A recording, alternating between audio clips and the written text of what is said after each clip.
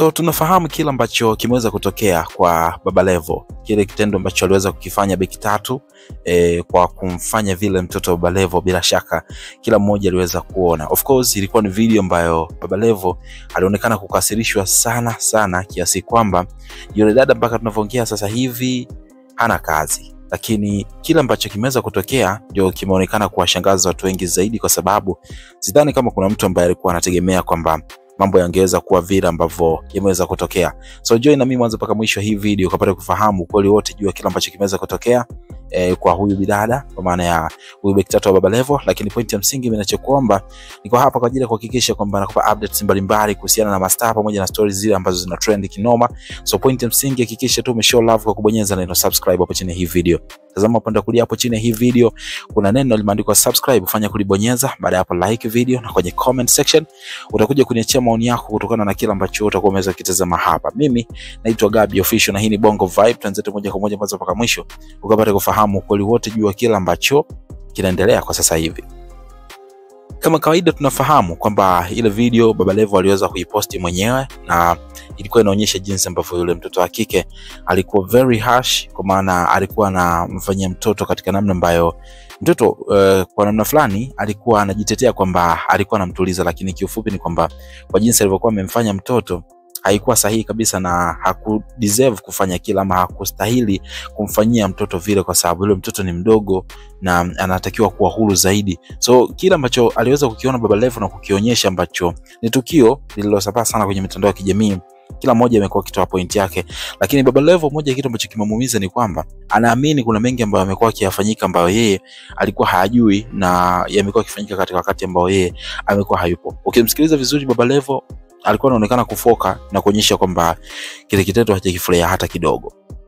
Baada ya ile ambayo imeweza kutokea, tunafahamu comments nyingi za watu wengi walikuwa wanadai kwamba yule mtoto wa kike kweli amekosea, lakini kuna watu ambao walikuja juu na kuona kwamba Baba Levo ni mtu wa hovyo sana, baada ya kuonekana kwamba ile video iliweza kuchukuliwa na CCTV camera. So maana yake kuna kamera ambayo ilikuwa imefungwa katika chumba cha yule bidada. Imagine kama kile chumba ni cha dada wa kazi analala mule, maana yake ni dhahiri kabisa kwamba Baba Levo amefunga hiyo kamera kwa ajili ya kuhakikisha kwamba anamspy huyu mtoto wa kike kwa kila kitu ambacho kikifanya. I don't know, lakini kwa maeneo ambayo jinsi yanavyoonekana pale ni chumbani, na wengi wanasema kwamba wanaonekana ni chumbani kwa sababu kwa mtoto wa kike, kwa sababu kuna godoro liko pale, kila kitu, yani ni sehemu ambayo mtu anatumia kulala.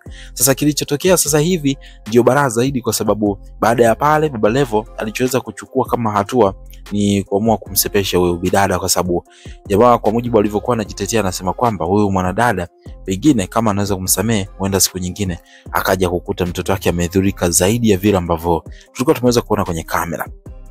Baada ya pale Baba Levo aliamua kumfukuza. Sasa kilichokuja kutokea ni kwamba ile video ambayo Baba Levo alionyesha ilikuwa ni kosa kubwa sana, ambalo kelele za watu wengi ni kama vile zinazidi kusababisha mambo kuwa mabaya zaidi kwa upande wake. Kumbuka sidhani kama kuna sheria yoyote ambayo inaruhusu CCTV camera kuwekwa chumbani, specifically kwenye chumba cha mtu mwingine na bila ridhaa yake, lakini pia kuweka maeneo kama chooni. Kumbuka kila mmoja na privacy yake, kwa maana ya faragha yake. So kuweka kamera kwenye chumba cha mtu mwingine ni kama vile kuvunja ama kuharibu faragha ya mtu. So it means kila ambacho kimekuja kumhukumu Baba Levo ni kwamba kila kitu ambacho huyu mwanadada alikuwa kikifanya chumbani kwake kilikuwa kinaonekana, na ukiangalia ile kamera inaonekana sio kana kwamba pengine kuna mtu alikuwa amekaa akarekodi. Ni CCTV kamera ambayo imefungwa muda mrefu kabisa na imekaa pale, na Baba Levo amekuja kuona baadaye wakati alivyokuwa anapitia kuona ni jinsi gani halisi ya usalama wa nyumba yake ilivyokuwa. Sasa tukiachana na hayo, kwamba ukirudi kidogo tu kwa kile ambacho alikuwa anakifanya yule binti, tujaribu tu kujiuliza kwamba alikuwa anajitetea kusema kwamba alikuwa anamtaka yule mtoto aweze kutulia. Ukweli mtoto alikuwa anasumbua, lakini alimfunga, na ile sijui tuchukulie nini, na pengine kwa wale ambao waweza kutambua ile sijui tuseme kanga, sijui tuseme ni shati ambayo alikuwa amemfungia mtoto, maybe tunaweza kusema ni mtandio, kwa sababu ukiangalia unaonekana ni kitu fulani hivi cha kuvutika hivi, nguo fulani ya kuvutika, so pengine ni mtandio. Sasa baada ya yale yote, kilichokuja kumweka hatiani Baba Levo ni hii video kurekodiwa na CCTV camera. Wengi wanadai kwamba Baba Levo itabidi aweze kushtakiwa kwa sababu amefanya makosa makubwa sana kuweza kuweka CCTV camera kwenye chumba cha dada wa kazi. Ukiachana na hao, kuna wengine wakakuja kusema kwamba Baba Levo inaonekana ni mtu fulani hivi mbaya. Lengo lake anataka kuchunguza kila kitu ambacho kinaendelea, hata dada wa kazi akiwa peke yake chumbani kwake, bado Baba Levo hamuamini huyu bidada wa kazi, na ndio maana kaweka CCTV camera kwenye hicho chumba cha bidada. So maana yake ni kwamba kama hiyo kamera iliwekwa muda mrefu, kila kitu ambacho amekuwa kikifanya yule mdada, kama alikuwa ndani akiwa anavua nguo, anafanya chochote kile huko ndani, basi kimekuwa kikionekana. So hakuna faragha tena, hakuna siri ambayo pengine mdada anaweza akawa amekuwa kikifanya akiamini yuko peke yake, kwa sababu tayari kimekuwa kikionekana kwa Baba Levo, na ndio kitu ambacho kimepelekea kelele za watu wengi sana kwa zinapiga wanapiga kelele na kudai kwamba Baba Levo itabidi aweze kushtakiwa kwa hili. Baba Levo alikuja kujibu hizi tuhuma na kusema kwamba nyumba ni ya kwake na yeye ana haki ya kufanya chochote ambacho anakitaka.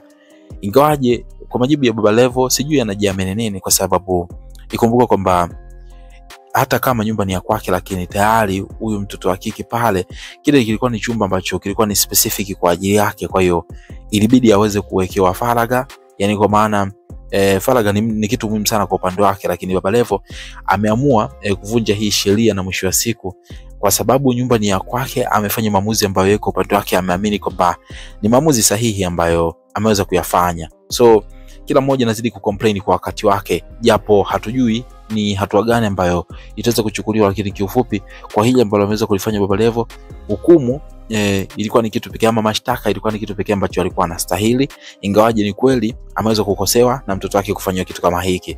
So wewe mdau ambaye umeweza kuitazama ile video ambayo ilikuwa inamuonyesha mtoto wa Baba Levo vile alivyokuwa anafanywa, tunaweza tukakiri na kukubali kwamba ndio lile lilikuwa kosa, kwa maana ya mwanadada ameweza kukosea kwa kufanya vile.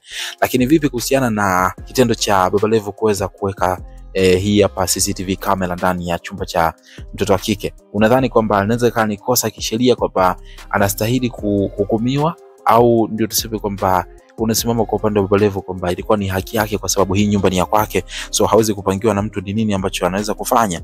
Comment yako ni ipi kuhusiana na hiki? Tuambie hapo chini ya hii video, lakini muhimu zaidi usisahau kusubscribe, lakini pia like video, na kwenye comment section nilidika hapo tuambie maoni yako ni yapi kuhusiana na hiki kitu.